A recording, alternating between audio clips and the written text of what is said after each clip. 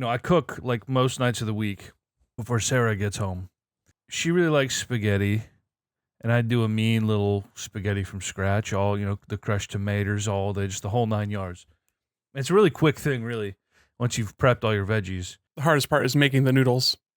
Oh, well, I'm not doing fresh noodles, I'll tell you that. Oh, from scratch, he says. The important stuff is from scratch. Fake Italian. We spent a lot of time making noodles over COVID. I just like dry noodles better for most applications. Yeah. Homemade noodles are absolutely fine, but we nailed the process. Yeah.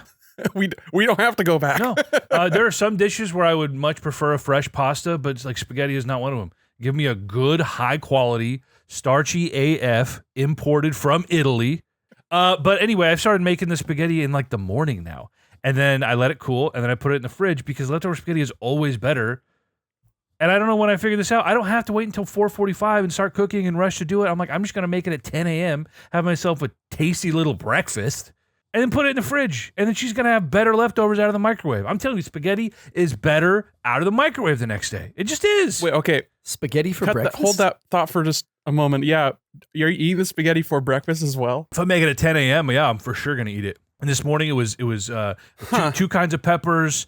It was shallots and onions. It was spicy Italian sausage. I kind of got a little funny with it, Why is that weird? Breakfast pasta? I mean... Eat breakfast pasta. Breakfast is a lie. Big Breakfast trying to fucking sell you frosted mini wheats. You don't have to live your life that way.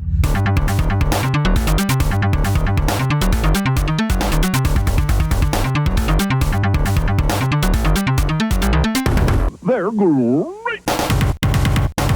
Who's Big Breakfast? Sounds like you had a big breakfast, buddy.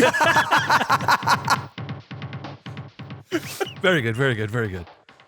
Anyway, I'm excited to eat my leftover spaghetti for dinner in an hour and a half. Roll out of bed, time to make spaghetti. Dude, it's so fun, dude. It's so great. You get like a fried egg on top and... That'd be pretty good. Well, then it's breakfast. Yeah. Spaghetti. I do use egg yolk. So nowadays, there are a lot of ways to make different red sauces. But one of my favorites is to add a little jar of passata, which is just tomato puree, and then do egg yolks, kind of like you would for a carbonara or something. Anyway, it makes it really thick and creamy and freaking rich as hell. It's just, So I hit all the food groups this morning, Carbed up, ready to go. This is the best I've felt in days, okay? It's also my first free day in a long time. So you know what I did? I played Quidditch. I made spaghetti for breakfast. I just watched The Shawshank Redemption. I'm ready to record a podcast. Man's talking about Big Breakfast being a lie and then mentions food groups. Excuse me? Yeah, did you get enough grains? The base of the pyramid? I don't mean the food groups. I just mean all the important things. I got enough carbs. I got my protein. I got fresh fiber. Come on. Low key. Green stuff. Spaghetti incredibly high in protein, per volume as far as the pasta world goes. I'm just knocking it out of the park here. I should have fucking lifted some weights this morning. His macros. I went down to Locals Donuts, got myself a pretzel at the stand outside the Office Depot, picked up 2 reams of paper. What can I do today? I don't need this inquisition about my breakfast habits. Look, no one asked. You offered freely. Is this the cold open now? Obviously. You knew that going into it, talking about spaghetti for breakfast. Nick, it'll change your fucking life. Oh my God, guys, I just got a fucking crazy email from Secret Service, Department of Homeland Security. Oh my God. Good day. This is the Department of Homeland Security. We have a vital mission to secure the nation from the many threats we face. Yeah. Are they calling me to action? Signed, Alejandro Nicolas Mayorkas, Director, United States Secret Service. Dude, guys, I gotta go. I gotta fucking... Call to action. My funds are valued at $10 billion? So wait, which government Secret Service is emailing you? What prince is... Well, I think it's because you had spaghetti for breakfast. They're like, he's up for the task now. This man's got his macros. He's got carbs. He's got proteins. Fucking telling you, man. Fiber. I'm telling you, dude. I think I may actually get sick if I tried to eat pasta for breakfast. I'm genuinely impressed. I don't think I could do it. No, it's just food. You need carbs to start your day. Anyone who says you shouldn't have carbs to start your day is a liar and a dummy. It fuels your brain. If it means getting emails from any government secret service, I will gladly not eat spaghetti. I eat a bagel. Get my Great carbs. carbs. Yeah. Replace that with a noodle. I will not. You'd be amazed at how great you feel. I eat oats because I also like to put peanut butter and apples in it. There you go. And I feel like spaghetti with peanut butter and apples would not hit the same. No. 2 kinds of peppers, an egg, shallots and onions, though. Oh, there's also mushrooms in there. I put some fucking mushrooms. Oh, my You know, God. eggs and peanut butter, pretty similar. Apples and peppers are like, 2 sides of the same coin. So I could see this translating a little bit. Yeah. But the mushrooms, I don't know if I could put mushrooms in my oatmeal, and I wouldn't try. That'd be weird. This is kind of like one of my coworkers brought in some dessert ramen this summer and basically just like dared people to make it. So yeah, it's s'mores ramen. The noodles were seemingly not changed from normal like cup noodles, but they were like little mini marshmallows, like chocolate powder. Well, yeah, the noodles in a ramen, like one of the quick ramens, they have 0 flavor. If you've ever eaten them without like the salt and MSG packet that it comes with, it tastes like a bowl of nothing. So it is the perfect carrier for any sorts of flavor profile you desire to put on top of it. So that makes sense. That tracks. Interesting. Hot dessert soup though is not where I would go. Y'all remember breakfast pizza? I used to fucking live for breakfast pizza with like the creamy white sauce. Now we're talking about breakfast pizza, but we can't talk about breakfast spaghetti. EJ, can you I'm building a imagine bridge this here. I'm man's saying gall? there's precedent. There's precedent. I am complicit. I draw the line there, sir. No Italian food for breakfast. No lasagna. No fettuccine. No pizza. I won't be having it. Oh God, is this our spaghetti incident, EJ? You want to go to a museum and cry? What? When does it go to? Isn't it go into next year? Can't we do this when Chris is in town? I think it's going for a long time. I think we definitely could go with Chris in town. Oh my God. Potentially. Chris, do you have a childhood affinity or any sort of affinity for the comic strip Calvin and Hobbes? Oh my God, so deeply.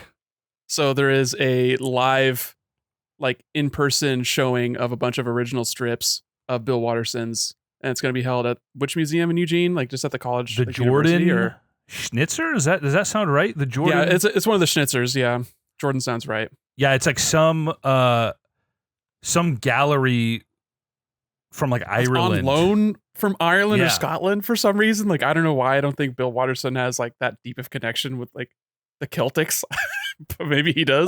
The Celtics, Nick. The Celtics. No, that's the little leprechaun man that's crossing his legs holding the b-ball. You guys ever watch Luck of the Irish, dude? One of the most goated DComs of our lifetime. It's good. It's got Inspector Lassiter from Psych. I like that Yes. too. As the villain. As the villain. yeah. Yes. The Lord of the Dance. No, I'm not familiar. No. Wait, you don't know Luck of the Irish? Don't think so. Oh my God. Okay. Dude, What would you give it on Letterboxd, EJ? And probably give us a quick little 2-paragraph review. I would for sure hit you with a little fucking 2-paragraph banger, but it's probably a bad movie. Has a 3 on IMDb, 6.1 out of 10. It's 10,000 votes right there. That's Luck pretty of good. the Irish, For IMDb? 2.6. Oh, sure. Yeah. He. Yes. Okay. Yeah, I am. I like it when the familiar. basketball player gets shorter as he turns into a leprechaun, I guess, That's really during funny. the big game. I remember this. Is this a Disney Channel original And the movie? red hair.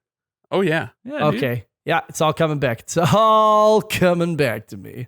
Yeah, same actor as 13th Year and also Smart House. 3-star review. I wish I had his lucky coin so I wouldn't be such a fuck up all the time. Amen. This happened to my buddy Eric. That's a good 4 review. stars. That's a good review. Okay, Classic. all right. This is the Console Crusade podcast.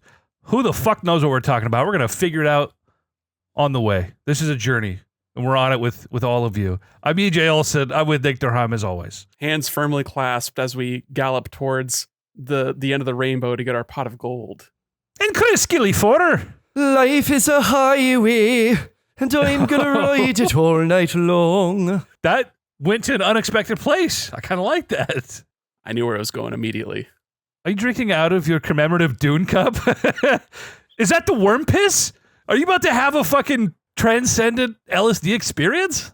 Agua de Vida? I'm already seeing colors, and I can hear my sister's fetus speaking to me from the womb. Dude, that happened to my buddy Eric. Sorry, that was good. Yeah, of fucking course I'm drinking out of my Dune Part 2 collectible cup that goes with my Dune Part 2 collectible bucket that I don't use because I want that to stay in really nice shape for a long time. And not the Shai Halisi either. That is in my office. I was gonna say your commemorative bussy, dude. Yeah, that's in my office. No, I brought that. I brought it in. I have a whole Dune shelf now. I'll take a picture of you of the poster they gave to people at the IMAX preview screening, framed and hung. And I've got all my inbox pops, my Funko Pops from Dune 1 and Dune 2, my Shai Halisi. And I was coming in to put the bucket in my office, and one of my seniors was coming in to check in about some assignment or other, and I'm like setting stuff up. And she's like, "Yeah, so I'm just wondering, with this assignment for PAX," and like trails off and goes, "Oh, Chris, not the Dune bucket." I'm like, "Oh yeah, the Dune bucket. I'm gonna put candy in the bottom of it and be like, you could totally have one, but you do have to put your hand in here to get it." Chris, I have a burning question for you right now. Oh boy. Would you rather Dune 3 is directed by Zack Snyder, or the first live action Metroid movie is confirmed and it is to be directed by Zack Snyder? This is an easy Would answer. you like to insult my future children while you're at it? You want to kill my cat? Hit it with a sack of D Zack and batteries? Snyder, your two kids, your twins. Oh man, a live action Metroid's gonna be bad anyway. I'd rather he doesn't come anywhere near Dune. Give me a got Gendy there. Tartakovsky Metroid series. Nate, you hating ass hater, not a Gendy Tartakovsky fan. He's like, yeah, whatever, it's whatever. And I'm like, sir, Clone Wars, sir, Samurai Jack, Primal. The man doesn't miss. He doesn't miss. He's perfect for it. Chris got there. That was an obvious answer. Metroid will be bad. It'll still make Chris cry. But My perspective for when I came up with that question was, I think among Chris's loves, he's got more heart and more soul for Metroid, but Dune's been getting some good adaptation from the first two movies. So like, what's the dice play on that one? Like he wants the third real bad, but he also wants the first and only shot charge beam cannon from Samus herself to be a good one. But also, yeah, it is a foregone conclusion that the live action movies from Nintendo are going to be bad.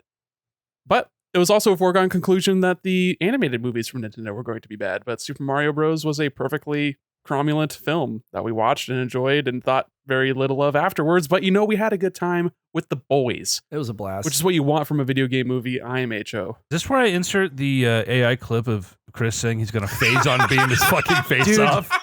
That was so fucking funny. You have my full and enthusiastic consent to insert clip. Oh, we haven't insert clipped in so long. Oh. It's been forever. I've been really glad that it's kind of gone by the wayside. Because I got insert clipped a lot, guys. I got insert clipped a lot in 2023. Yeah, don't fuck with the editor. I learned that many years ago. It's not even fuck with the editor. It's just being consistent with your hot takes. Because if I call you out on an inconsistent hot take and you push back on being inconsistent about it, I have to bring the receipts, and we have to argue about the context of the receipts as if it matters. You mischaracterize me, sir. You mischaracterize me often with those clips. Last week, 2 weeks ago, I had a buddy who we were messing around with some AI stuff. I've been using a lot of these AI tools for like these weddings I've been editing, where like the audio is like literally unusable, and I've gotten some like pretty amazing results. So anyway, we uploaded a ton of podcast clips to get Chris's voice, and it was pretty amazing. The thing that really got me, and I'll insert clip here for you folks to hear. I have to come clean. Like, EJ's been right about Breath of the Wild this whole time. It's a giant empty world with a smattering of shit that might have been fun 15 years ago, but the weapon durability is so fucking tedious, it makes anything of substance totally and utterly irrelevant. I swear to God, if this is what Nintendo does with Metroid Prime, I'll phase on beam my fucking face off. The way it picked up on all of Chris's weird little isms, the cadence of his uhs and ums, the way he said, I think it was the word irrelevant, was so Chris. the emphasis he put on, I was blown away at what 5 minutes of uploads produced, and getting Chris to say things he would never say. Hilarious. Obviously a power not to be wielded for evil, but it was a fun little bit, and also terrifying that we have hundreds of hours of our voices on the internet for people to do this with. So please don't do that. The trick to have that not happen to you is to not be wealthy or important, and I'm doing a great job so far with both of those things. I would love to have comparable clips for both of y'all about something. I don't know. I'm sure it'd be for like Bloodborne for Nick. Some kind of like mea culpa. I've been wrong about Souls games all along in the same way. I don't know. It'd just be great. Yours could be about or EJ Warzone. effusively praising something. Give me some credit. Talking about how I said actually Metroid Prime is a fantastic game, but he had to hold firm for the bit. He couldn't admit. I went back, started a new save. Finished it this time. I'm such an obstinate piece of shit that even if I went back and loved that game, Chris, I would take that secret to my grave. To the grave. Okay? To the grave. Loyal to the soil. I will be on my deathbed, and you will be over me weeping. EJ, tell me, what do you really think of Metroid? And I'll whisper in your ear right as I go, fuck you and fuck Samus. And then I die. I'm just gone right there. I like how you become an old Jewish man in this scenario too. You're like, fuck you, Obi-Wan. Oh, man. So let's talk about some shit we've been playing. I'm sure you guys have been playing some things. I finally have played something. I've had my busiest month of the year, thankfully. Busiest 5-6 weeks. So I really haven't done shit besides finish some anime and watch a movie or two until this morning. So we'll talk about that. But yeah, I don't know. You guys been doing anything? Nick, you got anything new on the docket? Yes. 2 games. Hot dog. I did finish Sea of Stars. I don't know if we ever rolled back around on that. Chris, are you still planning on playing that game? Yeah, but hop in. Just to sort of wrap a nice little bow on that, I finished it. I thought it was a pretty good game. I had a better time after the point I had played it to. After that, it was better because I had a full party. It was kind of like I had more tools at my disposal, and overall, it was just like a good game. Like if I were to rate it, I would give it like a 7 or a 7.5. Like it's totally fine, totally good game. Never really got over the poor writing and the poor character development, and it never really escalated past sort of the mechanics and systems that they introduced within the first few hours. So if you're not having a good time in the first 3 hours, that's the entire game. So do with that what you will. After that, we were talking, like 3 weeks ago now, talking about Fire Emblem 3 Houses and how Chris, you had a great time with that, and EJ was starting up another playthrough kind of, and Brandon he's always like juggling 17 games, so it's hard to tell if he's actually playing a game or like what he's doing. Nobody knows. But I had brought up that yes, that did get a Warriors treatment akin to Age of Calamity, and I was curious as to how that game played and what the vibes were. So I put about 10 or 12 hours into Fire Emblem Warriors 3 Hopes. And I'll tell you what, that is a Warriors game. I think I can fairly safely say that those games are pretty much all the same. So if you know what you're getting into and you're fine with that, then like by all means jump in. The water is tepid. It's fine. But I'm not probably going to go back and play any more of it because, man, I did the exact same thing for all 10 to 12 of those hours. I was playing on hard, and then it wasn't really that hard, but it was just kind of annoying sometimes. Like I just wasn't getting S ranks when I felt like I was doing pretty good. Like the enemies were kind of spongy in ways that wasn't really exhilarating and not engaging.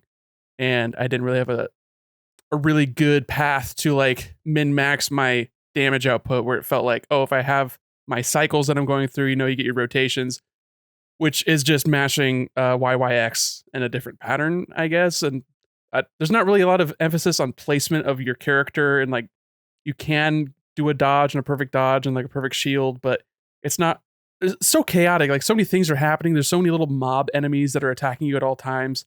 that the windows are very forgiving to account for that. And because the windows are so forgiving, I don't get that tactile response, that sort of instant gratification of I did the thing and now I am rewarded with it. It kind of just gets lost in the slurry of mayhem that's constantly happening. So had a little bit of fun with the more mashy characters, played as Petra, who like automatically classes into a thief.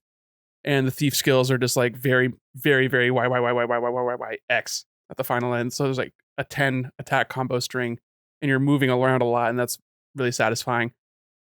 But the level layouts are never really that interesting. You're kind of just like stuck on a map and you're kind of just like staring in the corner of the screen because that's where your mini map is, and you have like no real in-world like notification or like way to navigate to where you're supposed to go without like staring in the corner of your screen.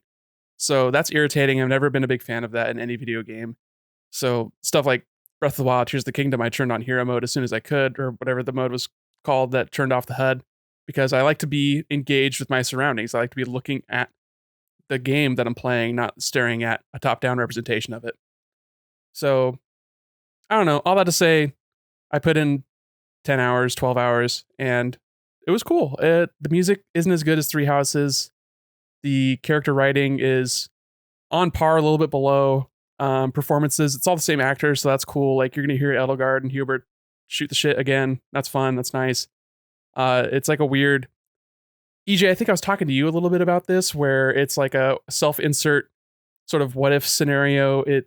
You kind of supersede Byleth interacting with the young lords and lady at the beginning of the game at playing this different character, and then Byleth is now your rival because he or she kills all of your fellow mercenaries because you're like different mercenary gangs or whatever, and that shit happens. Then you become the mercenary who hangs out with the lords, and then there's like a war against the church, and it does have like the branching path thing. So like I sided with Edelgard again because that's what I did in the first game, the original game, I guess. And then yeah, she like defects. There isn't like a weird murder thing going on. Like, you just have like a regular ass war against the church, and like I'm now like fighting against Claude, but I feel like it's just sort of all preamble still.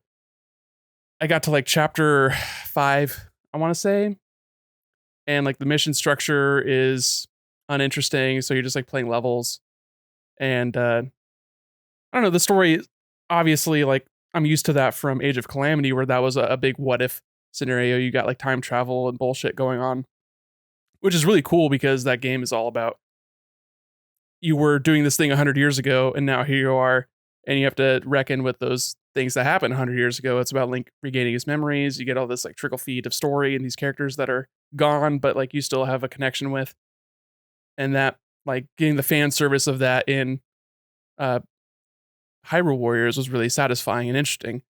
But the what if scenario that is played out in this so far is not really scratching that itch for me.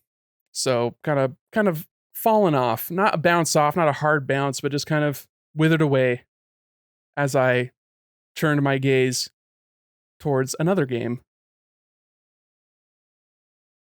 Because of all the Zelda trailers, I decided, hey, you know what got added to NSO not that long ago, which I haven't replayed in a long time, was Oracle of Ages. The good one of the two. I say that only because I haven't actually played Seasons. I've started it and fallen off on that one as well. But I am 2 dungeons deep into Oracle of Ages. It's a really good game. It's just like a spin-off sort of pseudo sequel-ish. It's like the same engine as Link's Awakening, but made by Flagship, which was a Capcom development team. So it's not Nintendo internal. It's like someone else playing with the tools that got made for the Game Boy back in like 93 or whatever. And like 6 years later, I think it was 99 or 2000 is when Oracle of Ages and Seasons came out on the same day. So stupid. They should have split that up by like a month at least. Come on. But it's a different development studio, and it's taking a lot of inspiration and keys from the Ocarina and Majora's Mask games, because those were like the new hotness. Those were the hot shit. That's what Zelda was at that point. So you get a lot of fun stuff. Like you get Gorons, you get like Deku characters, you get characters that were, or races that were introduced in the N64 Zeldas. And it's just interesting to see what that take is and how it kind of meshes in with this older school kind of Link's Awakening vibe. But then how that plays into like, and also the animal companions. Chris, you and I have talked about this. Like Moosh, what a mensch. Ricky, just that big ass weird kangaroo. They're so weird. I do not really understand beyond like, okay, we have a gameplay necessity, I guess. We've contrived a reason for you to interact with this big animal thing just so you can traverse to this area that didn't have to be. It was just a blockade. Anything could have happened. But we decide you get to ride this weird blue bear with wings. Bear with wings. Or hop in the pouch of this kangaroo with boxing gloves. Exactly. Couldn't have said it better myself. But you do this to go meet Tingle, obviously. And Tingle's a weird little freaky ferryman in this game as well. And he gives you a map because obviously Majora's Mask, we've all learned that the freaky ferryman gives you maps. So it's just strange to see this sort of, it's like a fan service. It's like a fan game made by Capcom for Nintendo in some like strange way. That's the vibe I get while I'm playing it. I just got to, if you remember playing this game, I got to the island where you lose all of your equipment that you've gained so far. And the puzzle is to traverse the island and get the items that you require to get the other items that you require so that you can finally get the hell out of Dodge. Or I guess there's a dungeon down there too, I think. And there's these weird lizard people because there's not enough races in the Zelda franchise. Could have been Zora living on an island, like near water. But no, they're lizards called the Tokay. And it's like, sure, you know, fantasy game. I'll take any folk, any strange beings. If you want to chit chat, hang out, shoot the shit, fine with that. Just thought it was strange, but that's where I am right now. I just got my shovel. Gonna go get my sword next, I think, and then poke around that little dungeon for a while. But man, it just takes me back. The music is so good. The boss battle music is not. It's very loud and obnoxious, and it loops after like a bar. And it's like, I still like it, but I was playing it in bed, and Lindsay was like, so that boss music, huh? I'm like, yeah, I'll turn it down. Oh, dude, I've so been there where Tiffany just dreads every time I boot up a specific game because it's going to be so grating. It reminded me a little bit of the Chozo Ghosts and that music and how grating that is. Why are the doors locked? I've killed them 6 times. You shitty phantom. Nick, you bought a Nintendo Switch OLED, is that right? That is also true. Yes. I purchased myself a Switch OLED because the battery on my launch day Switch has gotten to the point where I cannot play it unplugged for longer than 20 or so minutes. So what I could have done is I could have bought a battery and replaced the battery. And I still plan on doing that. I'm going to do that just so I have the launch Switch for nefarious purposes. But I didn't have that kind of time to do so before we were going to be on a plane heading down to Nevada. So wanted to, actually use my portable system portably. So pulled the trigger, bought myself a big boy Switch. Couldn't even, so like Target, they still sell the Super Smash Brothers OLED. It's got the fancy Joy-Cons and whatever. Would have done that. Cost $30 less than the standard OLED, but wasn't available in store. And obviously, Target in store, it is a ghost town. Their video game section got slashed massively, akin to how badly Best Buy got hit not too long ago as well. Rough out here. It is rough out here. Dire. So I was just glad that I could get a white one and not have to do the red blue slumming it like a child, so happy about that. Well, I'm happy for you, man. It was time. It was definitely time. I almost held out. Got one more year before a real Switch 2 comes out. And maybe less than a full year. $350 like a goddamn. Yeah, if we're lucky, 5 goon. months. Fingers crossed. A boy can dream. A boy can dream. Come on! Give me a March launch. Let that dream die. Does this make it more compelling to you? Are you more incentivized to play in bed, or is this just because you guys were going on a trip and you wanted to play games? Mostly the latter. Mostly it depends on the type of game I'm playing. If I'm playing a game that requires me to move around with the left stick, I do not want to play in handheld mode. Totally valid. The baby sticks are not for me, and my hands fall asleep by having to hold up that damn Switch for longer than like 10 minutes. Like I'm holding it unless I'm sitting. If I'm sitting, I think it's okay. But if I'm in bed, which is like the only scenario in which I would be at home playing my Switch, not sitting. So like I'm not going to play my Switch in my hands on the couch because I'm sitting in front of a device that's a lot bigger and easier to interact with when I'm sitting in front of my TV. But what if you need to grind some levels in whatever mid RPG you're playing, and Lindsay's like, I want the TV so I can watch Vampire Diaries? That hasn't happened yet. Does Lindsay watch Vampire Diaries? That hasn't happened yet. I'm on to you. It could Linz. at any moment. I don't know. You know, she's been dabbling into some dark fantasy, dark and erotic fantasy. So at any moment now, she could feel the bite, the allure Yep. of said shows. So I don't know. I mean, I think she dodged what was the one with Suke? True Blood. True Blood She had a fucks. roommate that watched that. The first like 2 seasons of that show are like hilarious. It's so dumb. I love that show back in the day. I used to watch that with Sarah and her dad. You know, that's totally fair. It's like the heroes of romantic vampire TV shows, or like the OC. And those are also, I mean, you probably like the OC more than Heroes, but Heroes probably could have gotten you if you were at the right place and time. Heroes had a really precipitous drop off because of the writer's strike and never recovered. So it's just like, it's irrelevant to me historically. Like, I don't care. I don't ever want to go back to a show like that because I know how it ends. But to be fair, most of my favorite shows, Crash and Burned. We were just talking about Game of Thrones today on the Discord. Solo.to/Console Crusade. Join us. Come say hello. Yeah, it's more rare for a TV show to not crash and burn. Like it is exceedingly rare Yeah. for it to not crash and burn. That's true. To be notable. That's true. Like, wow, Breaking Bad, the ending maybe not for everyone, but you know, it didn't crash and burn at least. Oh, it's a triumphant ending. Better Call Saul's Saul? even Yeah, better. wow, Oh they my did it. God. You said it was a trash ending?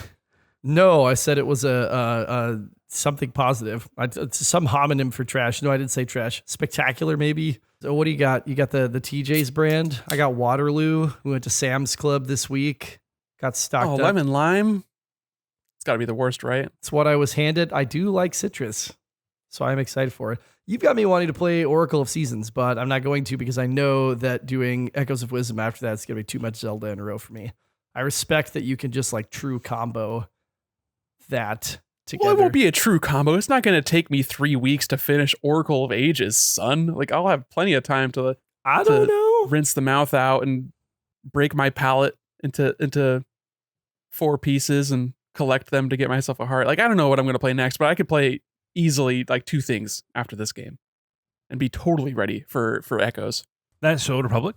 2, the Sith Lords. Yeah, I'll skip 1. You really don't need it. Like, you literally have dialogue options in the beginning of the second game where it's like you're telling another character if some of the characters from the first games were like heroes or tyrants. So like, but then it's just window dressing. It's a different story.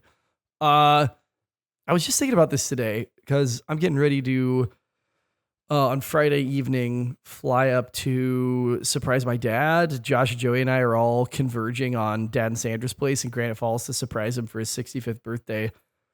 And I was like, I need a plane game. What I'm playing right now is not a plane game. And it's the same thing that you were talking about with like bedtime games and non bedtime games, like things for handheld, things not for handheld. Like Borderlands is just not an airplane game. I can't explain it. It's just I cannot picture enjoying that game on like, you know, a 4-hour flight. It just does not seem like that's gonna work. I need like a Vania, like Metroidvania, a perfect genre for an airplane for me. Because I could just get lost for hours and then be like, the plane's landing. I'm like, oh fuck, I guess I have to like put this back in my bag. So maybe Ori. I got my Ori collection came in today, so maybe I can throw that in. My Disco Elysium also came in, and that envelope came in empty and opened. So What? Yep. Oof. Because the guy who sent it is a chode and clearly had just done like the standard envelope adhesive and nothing fucking else in the middle of the summertime. So that melted open at some point on the shipping line. I got my money. Well, I didn't get refunded. I got Mercari credits, which is like dangerous because I'm already like spending too much money on Mercari right now. And now it's just incentivizing me to like go look at more shit on Mercari. Got my money back. Only use it on Disco Elysium. Put that restraint on yourself. If that's the game you wanted, that's the game you're going to get with it. It is the game I wanted. I'll see if I can would find be another my one. suggestion, but also you're a grown-ass man. You'll make your own damn decisions, but still. This game was also like, I made an offer and he accepted it and I had already been charged for it and then he canceled the order. And I sent him a message and was like, dude, what the hell? And I was like, dude, like, what's going on? And he's like, oh, I still have the game. And he was like, I think he said literally he couldn't find it. He was trying to find it. And so he delisted it because he thought, oh shit, I don't have this game anymore. And then he's like, it's posted though, like, send me the offer again and I'll accept it. And so I went and looked at it and I sent him a lower offer and was like, you can give me this for less, which he accepted. But I was so fucking frustrated. And like USPS's like missing mail form, I entered the tracking number and did all of the things. And it was like, this is an invalid ship date because it's outside the window of acceptable shipping dates. And I'm like, this was shipped on August 30th. How is that outside the window of an acceptable shipping date? Different month?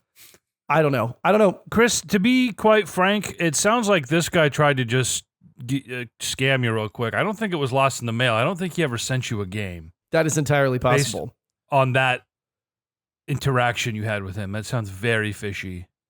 That's some Macari shit right there. Maybe go see if this fucker has like relisted it. With like the same photo, it's just some stock image. Yeah, that'd be funny. But yeah, I was not super thrilled with Buddy for sure. Dude, I had a similar experience. I don't know if I talked about it on the podcast or not, but I sell in Discogs, which has a lot less protections than eBay. Oof. eBay's great because it's like the biggest e-commerce site, not named Amazon, right, on the planet. And so, it's all business over there. But Discogs, there's some sketchy shit happening. Anyway, I shipped a reasonably expensive record off to somebody. I have 100% feedback over there. Like I don't misgrade things. I pack things well. I ship next day, yada, yada, yada. This lady messaged me like, oh God, I don't even know, like 6-7 weeks after I shipped an item out. And she was like, hey, this never showed up. It says it was delivered.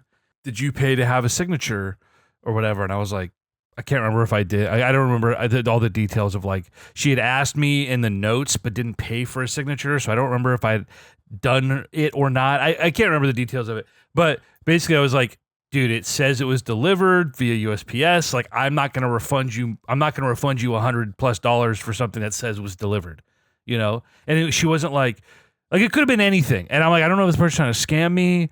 And they could have just been like, oh, you sent the wrong record. And like, obviously a lie, but like Discogs would have refunded her. Instead, she went with the it didn't get delivered line, which I'm like, tracking it says it was delivered. I'm not going to help you. Discogs isn't going to help you. PayPal's not going to help you.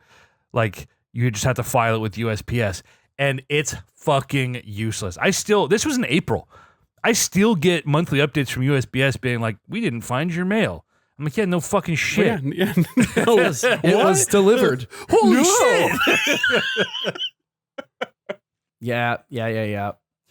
So plain game. I got to pick a plain game. It'll probably be Ori. Or maybe some like Warriors, like popcorn. That'd be a good time for some like a Warriors game, like popcorn ass, like three houses, just chopping up dudes. I will say, if you do have it, I did much prefer Age of Calamity over Three Hopes. So if you're just trying to get your Warriors fixed, that would be my recommendation. Sure. Now I want to spend time with these Academy goobers. Is it a game that Chris can jump into only having context for one path and like not be spoiled on other paths or like not be missing context for? Is it just fully its own story? It diverges pretty far away from the OG's game story. Like, Dimitri has both of his eyes and there's still a time skip. So like you leave the academy within like a few weeks because shit went down. Monica is in my party with the Edelgard's crew instead of being like a weird corpse puppet / person just incognito, like pretending. So like there's just a new quote unquote ish character. So that's great. Whatever. So yeah, pretty different. Very good. I'll send some suggestions and maybe y'all can tell me what to play. EJ, you said you dabbled with something this morning. We finally got you to get a fucking controller in your hand that wasn't Warzone. Yes, I know. That's that when my life gets busy, I do not have time to play games that aren't multiplayer. We've talked about it, but yeah, I've been slacking pretty hard on the new game front ever since Assassin's Creed, and just never. Yeah, I mean, you take a couple days off, you don't go back to it, and then I just haven't played anything really since. So anyway, Harry Potter Quidditch. Is it Quidditch Champions? Is that what it's called? And also, weren't you just talking about new games versus multiplayer games? Isn't this also a multiplayer game? I haven't done any of that, but yeah, you can play online. Yeah, Harry Potter Quidditch Champions came out on the 3rd, was free on PS Plus. And let me tell you, chime in here however you please. I really wanted to play Hogwarts Legacy, but I don't care enough to pirate the game, and I'm not going to give J.K. Rowling my money. Not directly, anyway. You know? Like, I'm just Not not. on purpose. Right. She's lost her fucking mind. Have you guys seen the conspiracy theory? She posted a picture of and there was like black mold growing in the fucking room she was in, and people are thinking that she literally has an out of control mold problem that has been fucking.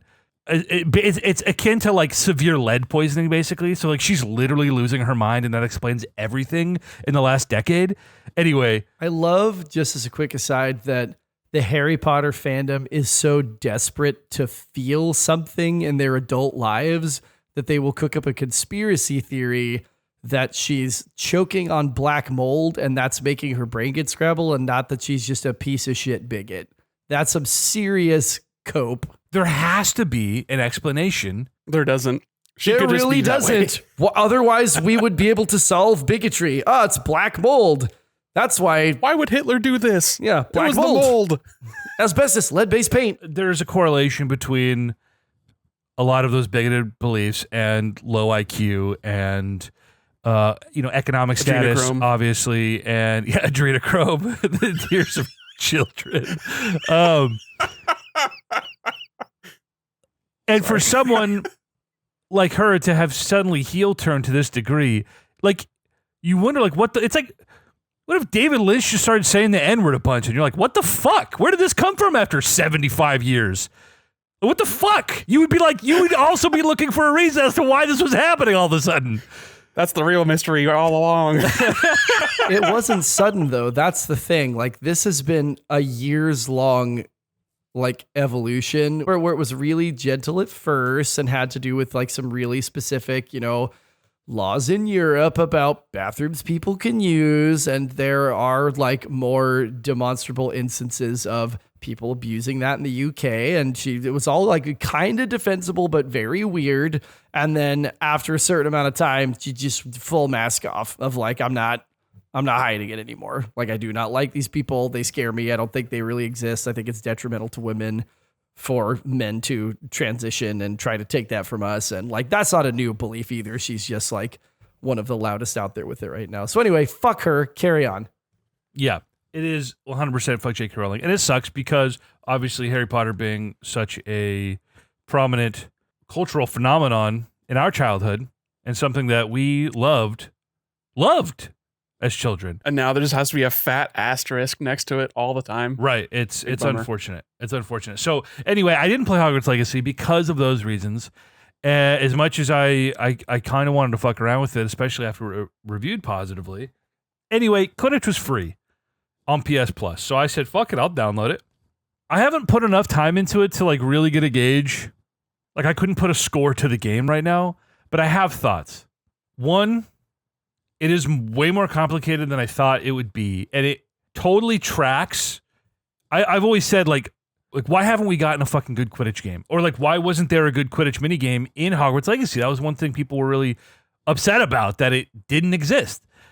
And now that I'm playing something that's trying to be a modern, fun sports game, I'm like, oh, Quidditch is actually really complicated from a technical standpoint if you're just looking at it as a game that one person is playing. In basketball, it's easy. You pass, you shoot, anyone you pass the ball to, you gain possession of. It's all fluid. You're essentially controlling one player. Quidditch, despite being something that I think is pretty simple on paper, the specifics of like how many people are in the pitch don't really matter. You score one ball, you end the game by catching the other. It's really pretty simple. You have a goalie. Really basic, simple to understand. But holy crap, these controls took me some time to get used to because you can switch between your keeper, your seeker, your beaters, and your chasers, right? The 4 positions on the Quidditch field. They all have drastically different controls. Well, obviously, right? If you're playing keeper, it makes total sense. You're playing on a 2D field, essentially, just guarding horizontally on the 3 rings versus like if you're a seeker, you're flying around really high up versus if you're a chaser and you have a really specific goal. So the controls have been throwing me for a loop. And then after you go through all these tutorials, they're also like, by the way, you can just switch between any of these positions with a touch of the D-pad. And I'm like, again, I've said it before, I do not have the neuroplasticity to figure out all of this quickly and then also try to switch between all these different positions on the fly. So this is just me being old, but I'm like, damn, this is way more complicated than I thought it would be. And I don't know what I thought they would do. I mean, they have to have all the positions playable. Anyway, it's really fun to be on a broom. The controls feel pretty solid. There's some interesting concessions, like if you're a beater, you summon your bludger with a cooldown, which like makes sense. Instead of just like roaming around looking for the bludger to hit, you summon the bludger, and then there's the system for how you target. It's not super precise, which I think is probably a good thing. Like if you can just like turbo launch bludgers at opposing players, like it wouldn't be very fun. So like there's definitely this push and pull of like trying to fly properly and summoning this bludger and aiming it properly, and you have to get within a certain distance of someone for a certain amount of time before you can actually launch it at them. So it's this constant dance. Being a chaser is really fun. That's probably all I'll ever do in this game is just be a chaser. Just tackling opposing players and getting the quaffle and trying to score. It's just really fun zooming around. And it's fast when you're on that broom when you hit the boost and you're just like, holy shit, your britches are rocked, dude. You're flying. This sounds like an honest-to-God sports game, which is like the last thing I would have expected. It totally is. I'll be curious to see how it reviews, and obviously I'm going to play more and see, you know, is there enough meat on the bone? But as a proof of concept for like what Quidditch could be as a modern sports game, I'm like, they did a pretty good job so far. It's not perfect. Again, proof of concept, this should totally be in the next Harry Potter game, like the next Hogwarts Legacy game. Like it should be a full-fledged minigame, and I'm sure they can improve on it, but You saying that this standalone release is the proof of concept for a full-fledged minigame is not high praise. Isn't that funny? Well, it's like most sports games. There isn't enough meat on the bone. It's for people who just want to play the same thing over and over, and like the 2K games have just gotten so bloated with crap because they have to justify you charging $70 a year for or $120 a fucking year, and they have all these stupid the virtual currency, all this bullshit. This is just like what is it selling for $30 as it should be? I'm not sure. Yeah. It's tough, I think, for a fantasy sports game to be like inherently interesting and like have that returning value to a player. With like a traditional sports game, if you have a favorite team, if you're invested in like the NBA or the NFL, you're already in it. Like that is an existing love, and you're just sort of burning that off in between real games that you're actively watching or going to or buying Portland Trail Blazer jerseys and wearing them on a podcast, that kind of thing. But for like a made up game, like it has to be really tight and really easy in and out. Like not take as much time as you want to put into it. I think that tracks for even like non-sports games, like shooters, like Splatoon, like Call of Duty. For any competitive multiplayer game, it needs to be easy in, easy out, but also have enough depth and intrigue for you to like want to improve or try new things. I think also of Rocket League. Like I think that is probably the best made up sports game probably ever. But it's just soccer, and Quidditch is just soccer. I mean, Rocket League is soccer with cars and flying. Quidditch is soccer with flying. So it needs to be as good as Rocket League to be like worthwhile honestly. And I don't know if they get a second chance. Does this make enough money to justify to WB that they need to put more money into it? Or is this another, oh, well, shit, we wanted to get a live service success because this is our number one priority, is to actually justify making video games. Otherwise, we're out of this business for good. Like, please, we wish we could sell this faster, you know? So I don't think that you see this even gameplay in the next Harry Potter game. They're going to just do Hogwarts Legacy 2, and it'll be more Hogwarts Legacy, and they're lucky if they get enough time to add any features beyond, like, okay, the grass looks grassier, or Hagrid is 6 feet taller inexplicably.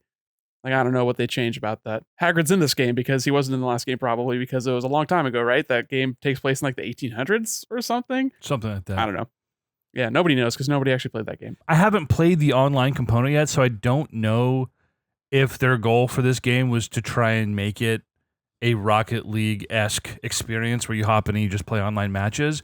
And I'm still early in like learning the controls and playing through all the tutorial stuff that, like, you know, I don't know if there's enough meat on the bone for the single player game or campaign.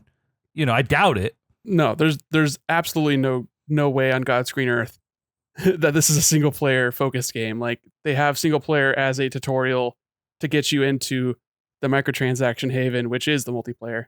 So you can get skins and get yourself, you know, your Gryffindor scarf or whatever. Sure. If I had spent $60 on this, I'd be reviewing it super differently, right? As a free game, dissecting how they translated the specifics of a fantasy game like Quidditch into a competitive experience, like, it's, I think, really competent. And I think there's some stuff they could have done differently, like being a seeker and trying to track down the snitch is really boring. Well, the Seeker was like, it's the worst conceit for a sport. Yeah. And position in a sport. They're running around and looking for one specific thing. And the game doesn't end until that happens. And generally, if you do that thing, everything else is rendered completely moot. So it makes for a fun, like, writing thing. Like, it's fun for a Deus Ex Machina and for there to be tension. And then that also has like 3 different outcomes. And that's why there's only ever been like 3 Quidditch matches actually written about, and all the rest are kind of abbreviated. Oh, everyone was asleep during this one, or Harry Potter had to write blood out of his arms or whatever. Right. Couldn't do it this time. Ginny got good, I guess. So yeah, as a sport, it's like pretty weak. So it's interesting and cool that they actually turned it into something that is playable and engaging. But I don't know like what the ceiling is on Quidditch. I think everyone's surprised that they could do this good. It sounds like. They nerfed the snitch. You only get 30 points for the snitch now. Yeah, and that makes sense, Nick, like you said, the whole idea of the snitch, like, well, you get 150 points and it ends the game. I always hated, and I think years ago, I was rereading the books, and I sent you this fucking rant because I was so mad that the way that in book 4, when they're at the Quidditch World Cup, and the way they characterize why Crumb ended the game early, by even, like, oh, he knew it was all over. And I'm like, dude, they literally just needed to score like 30 more points.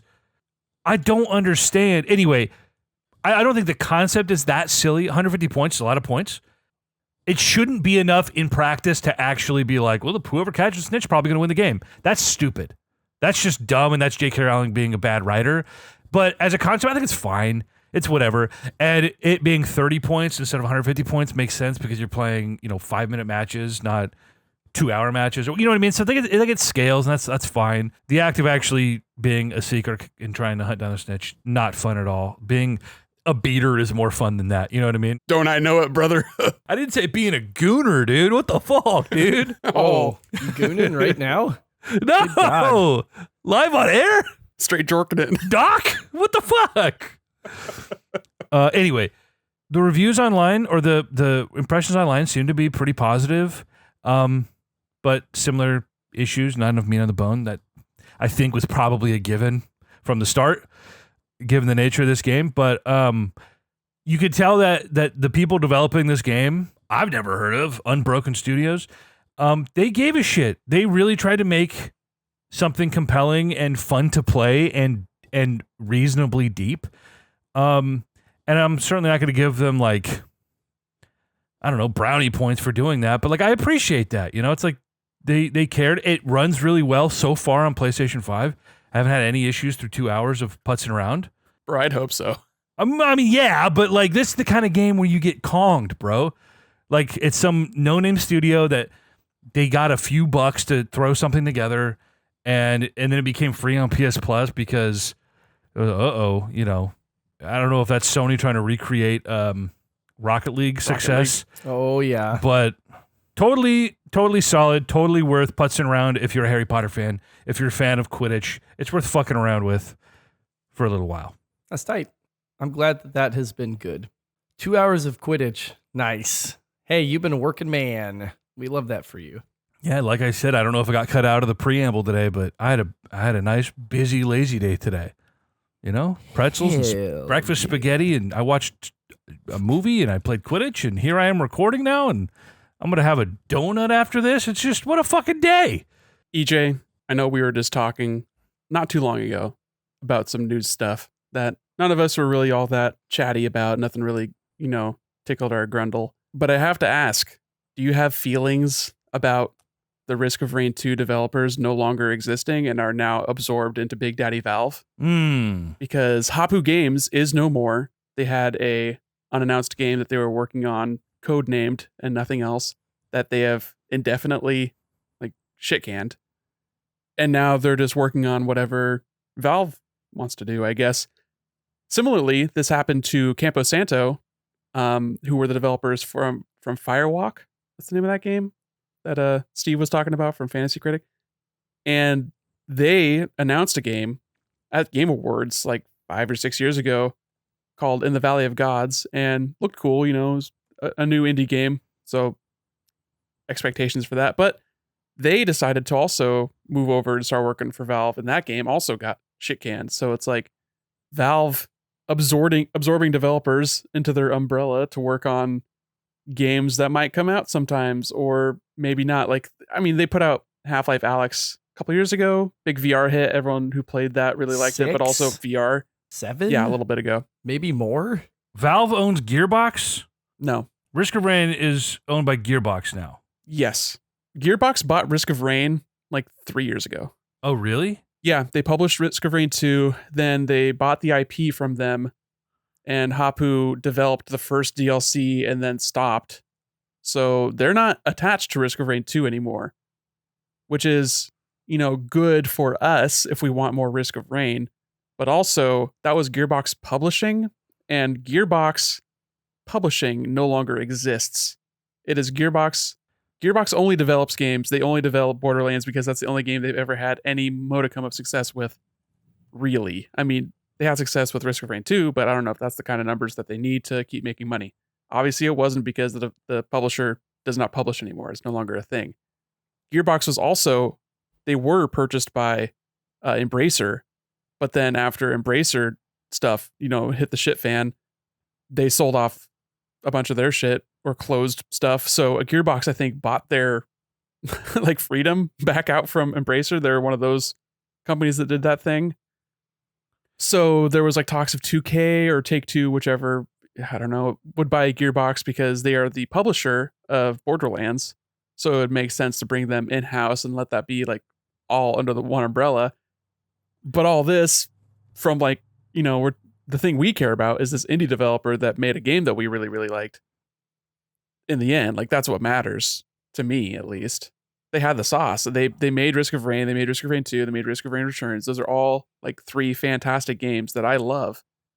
And now they are absorbed into a broader entity in which we have seen other developers also get absorbed and not have the output that is representative of their talents. Okay, a week ago, I was on a Reddit thread reading all of the negative reactions to the new DLC, and everyone was crying about Gearbox. And yes. I was like, wait, was this the first DLC that Gearbox was responsible for? I think they did the second DLC as well. Okay, because that's what I was confused about. I was like, okay, so Gearbox is now in the picture, and everyone's mad at them after what was a really solid run for Risk of Rain 2.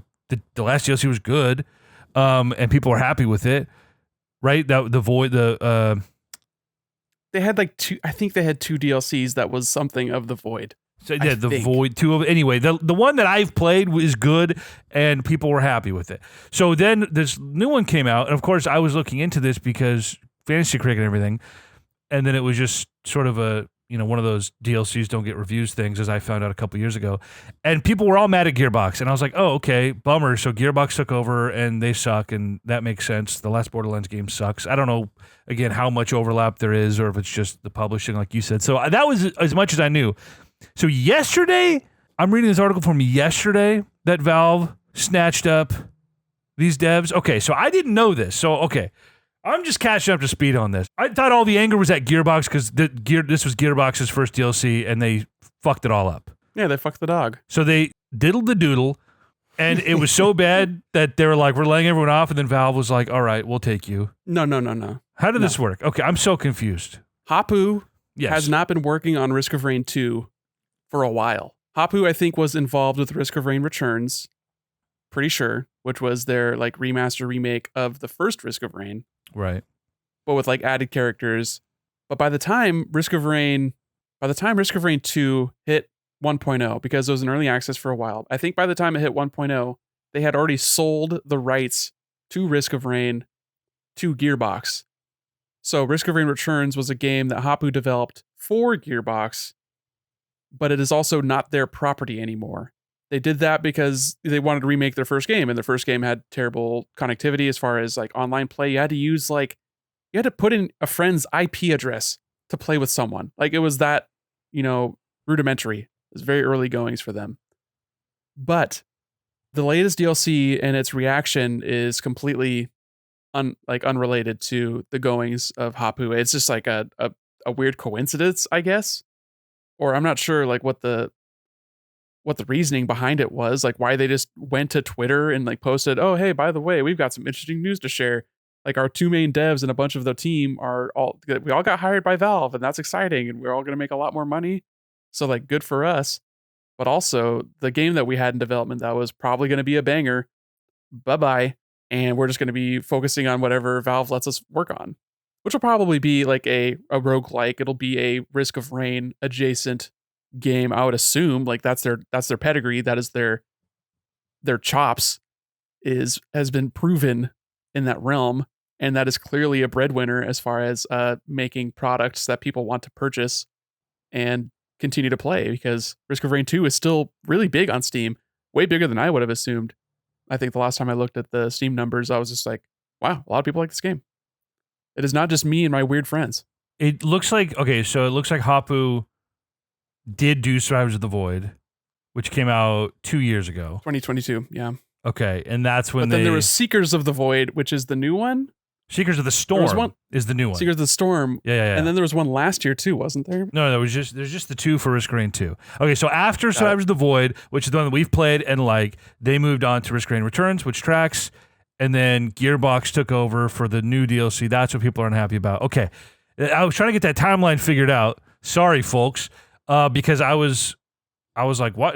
When did Valve get involved? Everyone was mad at Gearbox for fucking this up. Okay, so it happened yesterday. I did not even realize that. It sucks because Risk of Rain 2 is fucking goated. I love that game. That's a top 100 game for us now. That was such a nice little revelation this last year. Was that this year? Was that 2024? It was 2024. Or like last summer, last winter. I mean, I've been playing it since it was in early access, so it's time is a flat circle for me. But I don't know like where you went stupid dumb on it. But I think it was this I bought year. Risk of Rain Returns on my Switch when I was down visiting you. Like I was bouncing between Kong and Risk of Rain. Like that's what I was doing. What a coin flip. Yeah, it sucks that we're not going to get a Risk of Rain 3, and if we do, it won't be from the original creators. But as far as what it means for like Risk of Rain 2, I was not interested in a DLC for that game anyway, so it doesn't really faze me. And yeah, good for them. They're going to be going on to bigger and better things. That's better than just like mass layoffs, you know? But it does suck that whatever they were working on got canceled. They were working on something called Codename Snail. Snail! And that's canceled now. That's gone. So Yeah. I mean, I just want to see more games from developers that make good games. Like that's what I want. I'm sure they made a butt ton of money off of Risk of Rain 2. That game sold really well. It's currently got 22,000 people playing that game right now. its all-time peak is like 75,000. We're talking numbers that Concord didn't even sell. So Damn, dude. people like Risk of Rain 2. It's a great fucking game. Honestly, it having an 85 on aggregate sites is a damn shame. Underrated. It's very underrated. I've tried to get into the first game, and it's such a different beast. It being a 2D game, it's not for me. But the concepts there, and Translated so well, surprisingly well. so well. And watching you play the first one, both the original one and Returns last year, because I remember when you lived in the basement, the dungeon, I don't know, I forget what it was called back. Cold Pad Rain Home. Cold Pad Rain Home. You actually played it on my account and got like most of the trophies unlocked on my. I played it on your Vita. But I watched you play on your PC after we built your PC back then. Anyway, the way that it translates to 3D is almost flawless. And the game is so deep, dude. Just getting on the wiki in the middle of a run, trying to figure out the way certain multiplayers work, how they interact with other items. I mean, it's just so deep, it makes your head spin. Talk about spreadsheet the game. It's like so up your fucking alley. Like you have to be an encyclopedia to like really understand all the different synergies. It's ridiculous. It is a spreadsheet and fireworks factory because it is just so many things popping off all the goddamn time. Everything's procking everything else. It's just very satisfying. It's great. Just tickles that lizard brain. Any other games you guys want to talk about? I played and platinumed Ender Lilies, Quietus of the Nights, because it was free on my tier of PS Plus. Coitus? Quietus of the Night. Likely story. Oh, God. So would you say now that I'm post-quital? Post-quietus, dude. I wish I was. In the afterglow. Yeah. I'm just flower petals everywhere. Ender Lilies hardly even know her lilies.